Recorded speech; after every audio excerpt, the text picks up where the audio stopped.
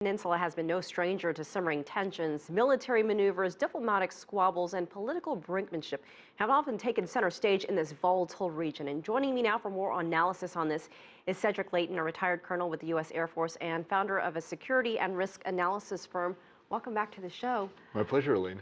Why this truce? Why the deadline? And why now?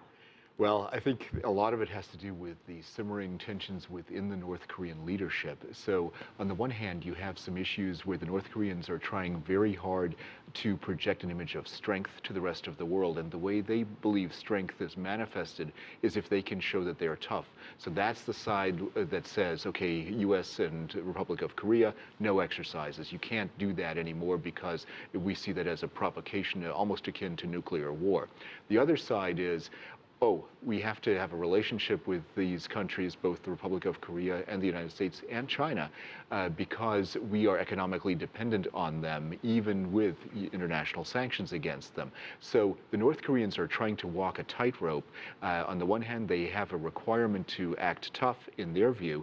On the other hand, they need money. They need a way in which they can actually deal with the rest of the world. They need a mechanism to do that. And they are trying to find kind of a middle way between the two extremes of policy that are manifesting themselves. Well, this is the first time we've heard a public statement since the leader, Kim Jong-un, reportedly got rid of his uncle. Yes. So was there something with that as well, with the timing of this statement? I think He's so. Trying to make a mark in some way. I think he is. I think he believes that he had to, first of all, solidify his position inside the North Korean hierarchy. So within the DPRK government, he needed to make sure that he was in charge and perceived to be in charge. Now, with the uncle out of the way and probably other people purged, there are going to be a lot of opportunities for him to kind of turn course if he desires to. And that turning of his course could involve reaching out to the Republic of Korea as well as to the United States and even Japan. So there are some things there that could be done, and that will make it be interesting to see how much he does that and whether or not he pulls back at any point in time in terms of international negotiations or anything like that. So then can we expect to hear more rhetoric come out of the country? Is this maybe just the first and maybe a series of statements that could come out? Oh yes, most certainly. I think this is just the beginning, and they always have two ways, at least two ways in which they can go, and then they'll pick a third way, which is always the surprise. But what they will try to do in North Korea is they will go in and they will try to establish as strong a negotiating position as they possibly can.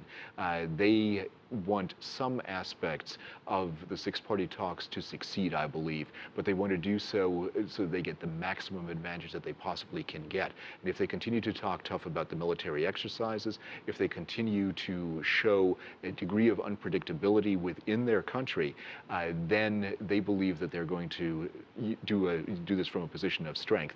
The problem that they have is that the perceptions that people in the United States have of the regime, people in other parts of East Asia have of the regime, is not a positive perception, and they are playing a dangerous game of brinksmanship if they believe that this kind of policy is actually going to work. And that's where their worldview and the worldviews of other countries are basically on a collision course at this point. They're not making light of it, but South Korea didn't seem as concerned when this came out. Is there a point when maybe some of the countries in the region, the international community, should maybe take note?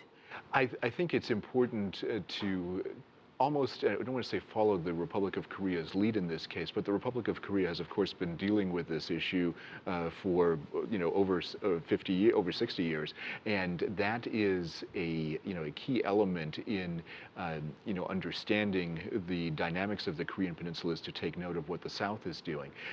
But I think that in this particular situation, you have a case where we've seen this movie before, and when we see the movie before, the usual thing is for the North Koreans to ramp up the rhetoric and then try to do other things both diplomatically and politically. And now in this case, with the dynamic of Kim Jong-un being relatively new to this game, we see also the opportunity there to have a new leader assert himself not only domestically but internationally. And when he does that, there are going to be some interesting dynamics that are going to come out of this and make it very difficult from a diplomatic standpoint, I think, for all of the members of the six-party talks to deal with. All right, Cedric Leighton, as always, we appreciate it. Thank you so much. My pleasure, Elaine. Thanks for having me.